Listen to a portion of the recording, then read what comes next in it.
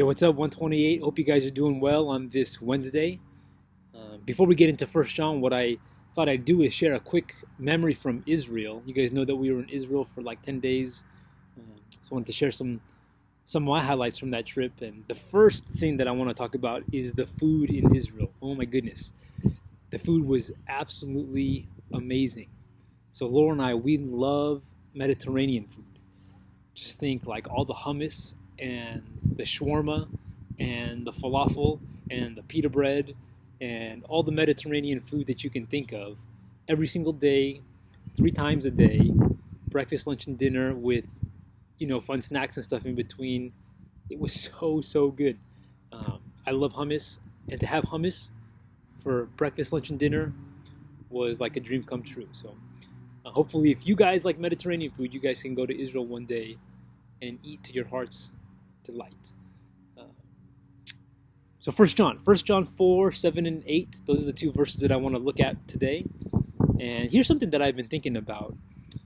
We become like the people we spend time with, right? You become interested in what they're interested in. You talk like them. You dress like them. You look like them. And the more time you spend with God, the more you look like Him. You love what He loves. You think how He thinks. You care about what He cares about. We take on His character. And guys, I want you to look like God. And in particular, I want you to love like He loves. So here's what 1 John 4, 7, and 8 says. John says this. He says, "Beloved, let us love one another, for love is from God, and whoever loves has been born of God and knows God. Anyone who does not love does not know God, because God is love." So these verses call us to do two things, right? Two things. First, we need to know the God of love, and then we need to love like God. So first, we need to know the God of love, and then we need to love like God. Know the God of love. So John says love is from God. Now, where does all true love come from? It comes from God. You cannot find true and lasting and real love from anywhere in this world apart from the one true God. Why? John says in verse 8, because God is love. You see, His love is free and infinite and giving and sacrificial and fatherly, tender, patient, gracious, and forgiving. And you all know that I love the doctrine of the Trinity. It's not just a doctrine, it's who God is. That God is Father, Son, and Spirit. That means the Father loves the Son through the Spirit. He has loved the Son for all eternity, and He extends that same love to you and me. He makes us His children, and He gives us the very same love that He loves His Son with. That means that if you really love others like God does, then that means that you know God, because you've been born of God, because God has made you His child, and you have a relationship with Him. So I want to encourage you to get to know the God of love. Use this time when you're home and you have more free time and school is canceled and you have just the time to do more things, to spend time with God. Talk to Him in prayer, spend time with Him in His Word, read about Him, talk to Him, think about Him. Think about the love that He has given you in Jesus Christ. Now, if you do a quick assessment of your life and you see that you are loveless, you are lacking in real love, you're self-absorbed, self-focused, you use others instead of serving and giving to them, here's the answer. You need to get to know God.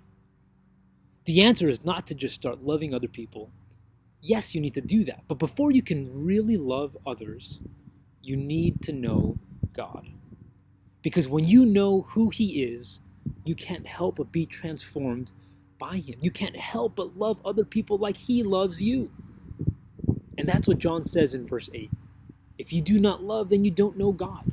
So the answer is to know God, to know His love, and then you can love others like Him. And that brings us to our second point, which is to love like God. And John says in verse 7, "Beloved, let us love one another." And you notice that John, we've seen this so many times before, he says beloved to his readers. And he's like, guys, I love you so much, and I want to be an example of love to you guys. So just like I love you, you guys need to love one another. Now you have so many opportunities right now to love those around you. School's out, you're pretty much staying at home, you're with your family. You can either choose to be absolutely selfish and just focused on what you want to do, or you can choose to love and serve those right in front of you. So I want to challenge you with this. Every day, make the choice to love those around you. And that largely means your family. So do the dishes for your mom. Don't wait until she asks you. Just do it. Vacuum the floors, mow the lawn, clean your room. If your siblings ask you to play games with them, don't moan and groan and complain and think about how that upsets and takes away from what you want to do. Even if you don't want to do it, just do it because you want to love and serve your siblings. What about this? Lead your siblings in working on chores together. So don't just do it by yourself, but tell your siblings, hey, let's be a blessing to mom and dad and clean the house and help them out. So guys, here it is. If God is love, if he has so loved us, then you and I must love one another. So get to know God. Think about who he is and love like he does. God bless you guys. I hope you guys are doing well.